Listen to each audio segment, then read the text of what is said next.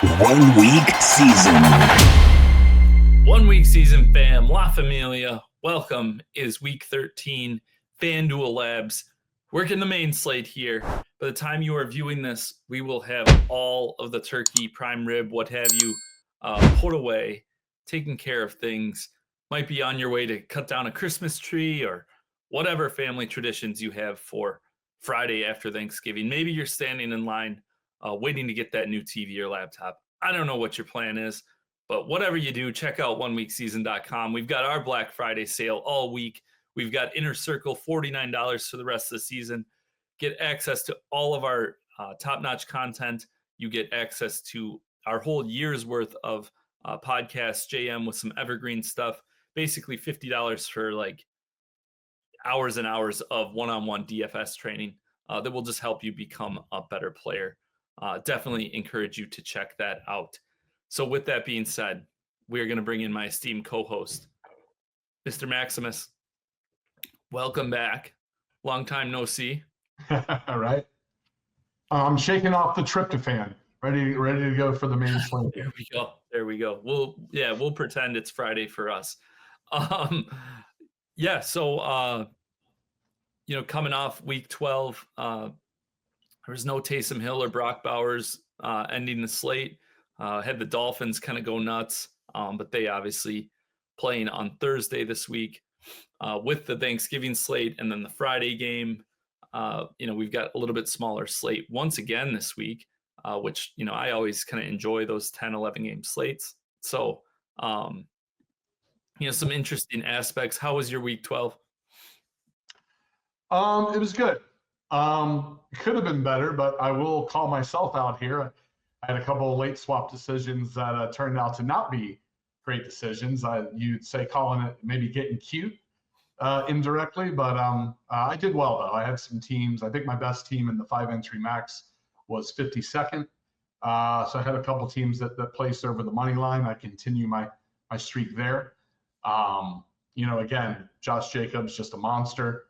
If you didn't have Saquon Barkley, you obviously weren't winning, most likely. As far as, I don't know. I guess there were pathways you still could have got in the first place, maybe. But amazingly, Saquon Barkley, who scored 47 points last week, is $800 cheaper on FanDuel this week, which is pretty incredible and maybe something to take advantage of.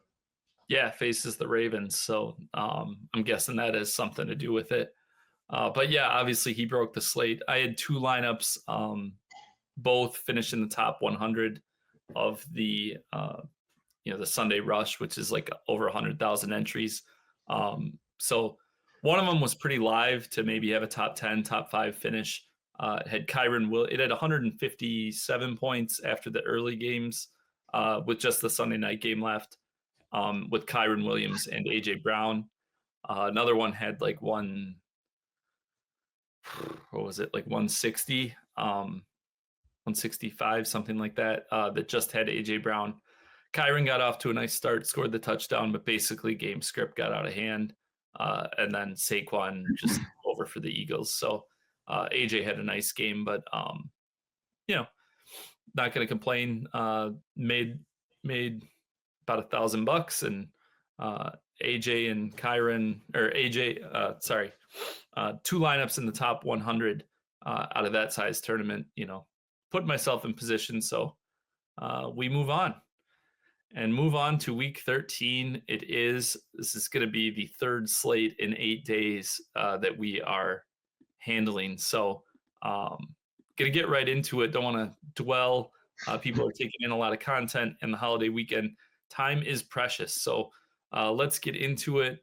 Let's go ahead and let's build in the Blitz, the $200 tournament this week. FanDuel the last couple of weeks has had they dropped the entry from this from 222 to 200, and then they've been offering, usually on Friday or Saturday, you'll get an alert that any non-cashing entry, they'll send you $22 back afterwards. So effectively reduces your cost basis if you were to lose. So a little bit smaller size field, 5,000 entries as opposed to the 100,000 for the $3 one that I was talking about before. So we'll just, build in there, today and see where we go. Yeah, that's always a good deal when they when they offer that. So I want to go to a game that excuse me. I'm going to go back to last season really quick. I remember it was maybe even about this time of year that JM and you guys were hammering the point home of a game that you had to have last year. And that was one of the teams that we're going to go to. And that was the Eagles when they faced off against the Buffalo Bills. That game, the point was hammered all week long that you really needed to target and focus on the best way to build around it.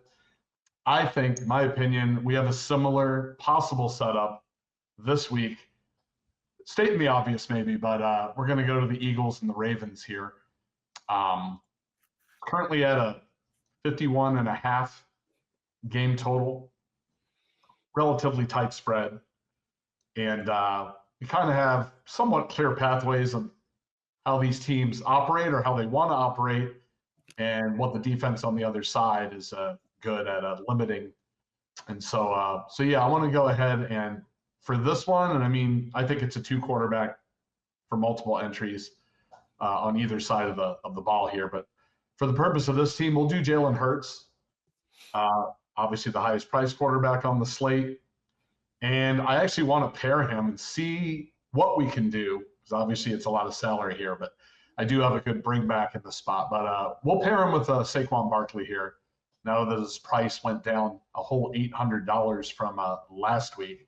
And to your point, the Ravens tough against the run. The perception there is, I guess they were bringing down his price a little bit. Maybe that was a factor.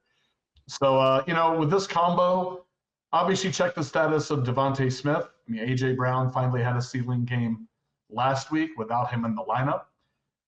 We're recording this a little on the early side still, so we're not quite – I know he had a hamstring, I think, so not quite sure how that'll pan out come game time. But if multiple teams, obviously A.J. Brown, always viable. But in this case, Hurts and Barkley, you're getting basically all the rushing touchdowns, and then Jalen Hurts dual threat. And I want to bring it back in this case to kind of help the salary a little bit with Mark Andrews, tight end for the Ravens. He's really had somewhat quietly a decent, based on how he started, season, where I think they're working him in more. I think Likely is, for whatever reason, become a little more of an afterthought. Andrews has definitely been more involved in probably over the last month, I'd say, or maybe even a little bit longer. He's only $5,600. I think that's a fair price for somebody of his skill level and the way that they have been starting to reincorporate him in their offense. And so that's where I will start for the most likely hopeful game of the week. And I'll throw it back to you from there. Yeah, I like that. I like that a decent amount with just the game environment. I talked about, so last week, obviously the Eagles played the Rams. And I'm going to see if I can bring it up here. But Saquon and Hurts are just such, you're getting access to, I guess Gainwell stole one last week, but you're getting access to almost like the entire offense, right? So I talked about this in my DFS interpretation for that game last week, but they had played 7 games with A.J. Brown on the field, and I think his presence is relevant just because it opens up the offense and makes them, he's such a threat that defenses have to respect. So in those 7 games, Hurts and Barkley combined for 55, 39, 64, 50, 52, 28, and 53 points. And then, that was prior to last week. Last week, Hurts had 15 only. Barkley obviously soaked that all up, 62. So for smaller field tournaments, just having it almost locked in that you're going to get 50 points from 2 spots, you can kind of ignore salary, especially in smaller field tournaments, and feel pretty confident about it. I mean, you're talking about now 7 of 8 games that they've had at least 50 points. And you've had 2 of those games where they've gone for over 60. And, they both had salaries bumped down a little bit based on perception of the matchup. But this also has, we've seen Ravens games turn into, wild ones. So, Eagles easily could score 4 or 5 touchdowns here just based on how the game plays out. So I do kind of like how you've built this. And then, Andrews is kind of a nice, I think him or Bateman would be who I would involve in this, just both reasonably priced. And if Saquon and Hurts are both, if they're paying off those salaries where you want to have both of them, the Ravens aren't going to just get truck sticked and run over and completely, it's going to be a competitive game. So definitely think you would want at least one piece of the Baltimore side there. And a guy like Henry is just probably too expensive, frankly. We've got Barkley. Looking at the running back position there, because, touchdowns are key and running backs tend to score the most touchdowns. Kind of going through kind of where everyone sits, I think that, he's coming off a really good game, but he has another good matchup. Bucky Irving plays the Panthers. Kareem Hunt obviously failed last week. He had 10 points, but I think Bucky Irving is just so much. The reason I wasn't that high on Hunt last week is he's an older veteran back. Like, there's a reason he was not on a team for a while. He needed touchdown variance. He needed guys tackled at the 2-yard line, and then the Panthers just let him walk in. Irving is a guy who he can make plays. And I think that the Bucs are fighting for their playoff lives, and he gives them the best chance to make the playoffs. So would add him to that roster there. Excuse me. And then, just looking at the rest of the slate, I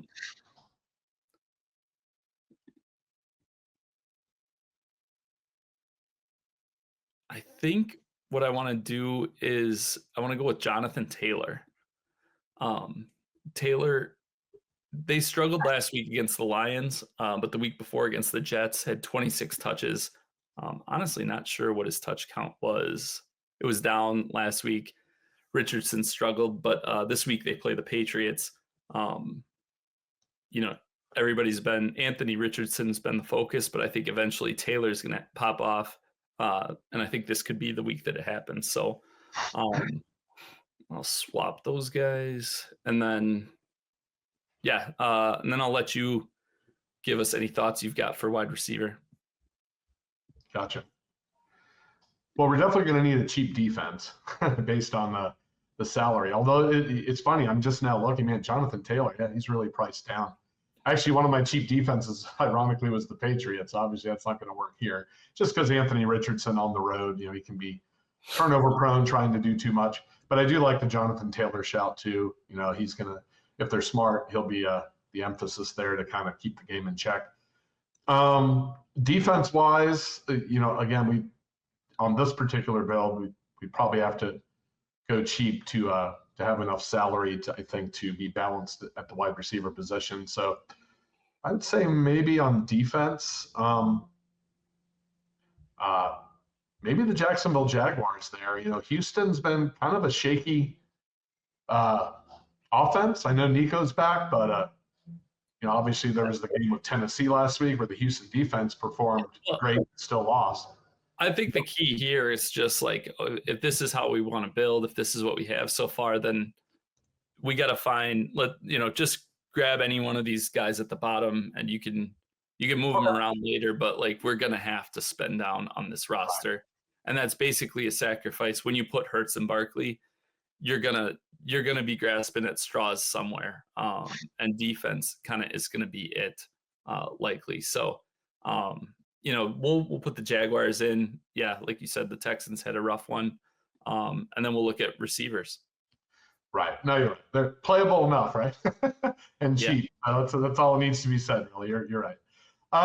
So we got 5,900 per receiver. I would say 2 spots where I'm seeing the game totals actually on the healthier side, and we need to find receivers who have roles that are maybe underpriced for their role currently or on the come up. I would say maybe let's go to the Tampa Bay Carolina game. That's a 46.5 game total. Off the top of my head, I would say, yeah, and see maybe where we can find value, but still realistic. Yeah, we so have Leggett or Thielen would both make sense. Yeah, that's what I was going to say. Maybe Thielen should, he's a week now back from the prior game, and I know Bryce Young it's kind of a comfort zone. They have a connection. Leggett would be more of the upside, and they're the same price. So maybe we'll go Leggett here for the downfield upside. And we like youth. We like the young guys. Yeah, right. We like the not the old guy. I mean, maybe more on DraftKings for the volume and the targets or the receptions, but in half-point PPR, we need somebody that can take the ceiling off. So yeah, I like Leggett. And then that kind of leaves us in that 6,000 range.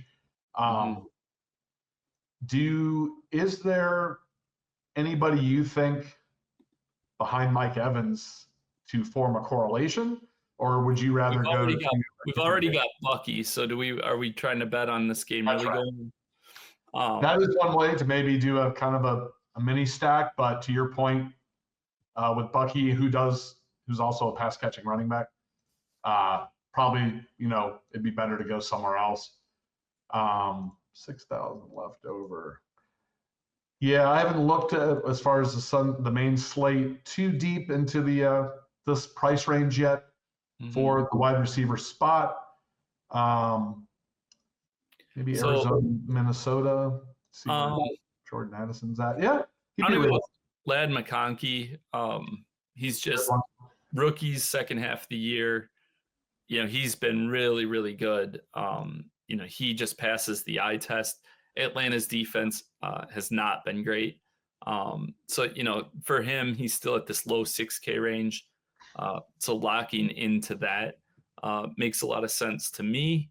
And then it's like, okay, how do we want to finish this build? The one thing I try to avoid is getting like too thin of spots. I don't like, it's not like DraftKings where it's like, okay, just get this 3,200 guy, and if he catches 5 passes for 40 yards and falls in the end zone, like, you're okay. I like having guys who have, some level of upside, which you look at our roster right now, and I think that is definitely the case. I think what I'm going to do is let's go with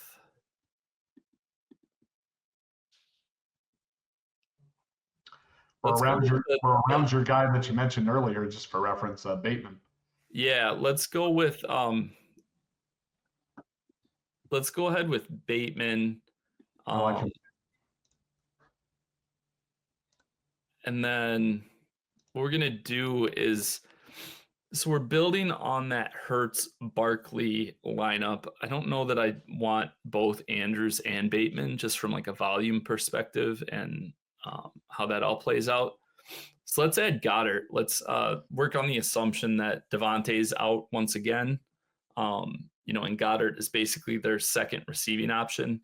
So, easily could happen where Hurts runs one in and throws 2 both to Goddard, or even just 1 to Goddard, and then Barkley, has 170 yards again and scores a touchdown and whatever.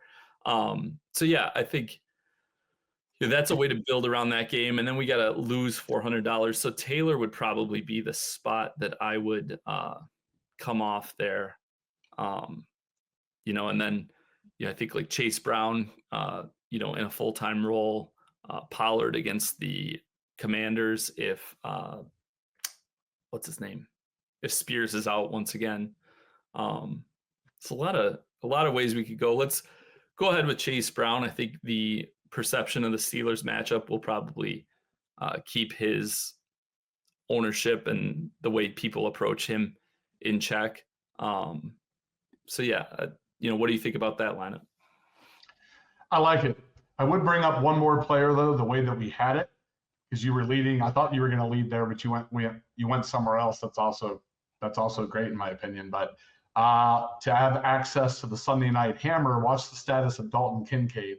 If he comes back the way that we had the lineup, we had 5,700 left over, and Kincaid I think would be a perfect kind of to get some kind of access to that 49ers Bills game. And Kincaid, before his injury, was really coming on. I think he was looking really good in that offense. So that would be another route I would give a shout out to.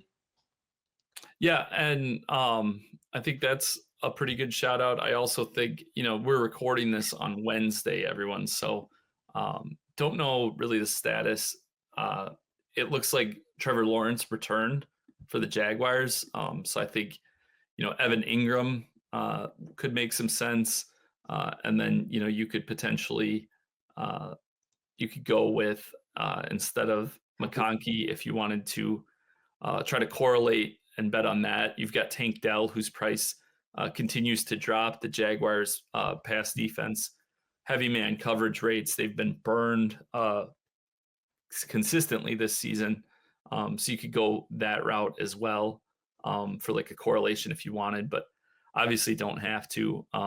Again, that's like, I think, for a little bit smaller field tournament, maybe Goddard makes more sense just because you don't have to be quite as perfect. But, even as I was like talking through the scenario, having him with Hurts and Barkley in the larger field stuff would probably be it'd be a lot thinner needle to thread. So look at that. We keep McConkey, go to Ingram, or Kincaid potentially, and get the Patriots defense in there. So come full circle. There you go. I would also mention Shakir in that price range too. If we weren't going Kincaid, he'd be another viable route maybe to fill out the last receiver and with one of the other combos. But yeah, no, you're right. In small field, you don't have to be as optimal. You can target an offense, whereas at large field, to your point, kind of got to differentiate a little more most likely. Yeah, and Kincaid, Coleman, and Cooper all for the Bills. We're recording this on Wednesday, so a long ways to go with their practice statuses and reports and how viable they are looking for this week. So definitely a lot to consider. But yeah, for those listening on the podcast feed, the lineup I think we've kind of settled on. Are we good with this one? Yeah. We got to start somewhere. Jalen Hurts at quarterback, running backs, Saquon Barkley, Chase Brown. And then with the Hurts-Barkley duo, we've got Rashad Bateman at receiver. Other receivers are Xavier Legette and Ladd McConkey. Our flex spot, Bucky Irving, correlated with Legette. Evan Ingram at tight end against the Texans defense, which has been very good against the run this season with Trevor Lawrence coming back. And then the Patriots defense at home against Anthony Richardson, who has been very Jekyll and Hyde this season, but is coming off a game in which he was 11 for 28 against the Lions. And I will add, the Patriots defense profiles kind of similarly to the Lions, who he struggled against in that high rate of man coverage. They're 1 and 2 in the league in man coverage rate. Lions, I would say, are more talented across the board. But it seemed like Richardson was having some trouble seeing things open last week. And, Christian Gonzalez and the Patriots corners are probably one of the stronger points on the roster. They struggled a little bit a couple weeks ago. The last 2 weeks, I guess, with, Waddle, Tyreek, Jonnu, and Puka and Cooper Kupp the week before that. But I don't think, with Josh Downs likely to miss this game for the Colts, all of a sudden, you got Richardson back there, and he might not have many, layup targets where guys are getting a lot of separation without Downs on the field. So that was the defense you were talking about at the start. So I kind of like that we found our way back to them. Yeah, similar concepts to the schemes of those defenses you mentioned. So good shout there. Good stuff. All right. Well, yeah, it is week 13. 2/3 of the season down. We are ready to rock, ready to get into almost for your home leagues, almost into the fantasy playoffs. But it is football weather. It is 20 degrees outside my house here in Wisconsin. So got to get to it. And yeah, best of luck this week. Best of luck to everyone. Hope to see you all in Discord and Twitter and at the top of the leaderboards. Like I said, check us out, oneweekseason.com. We've got our Black Friday sales all week. Go to the site. You'll be able to find them. But it is, it is as good a value as I think you can find, especially with the rest of the season price for $49 and getting all that evergreen content that's already from earlier this season. So I am Mike. He is Maximus. Thank you for joining us. See you at the top.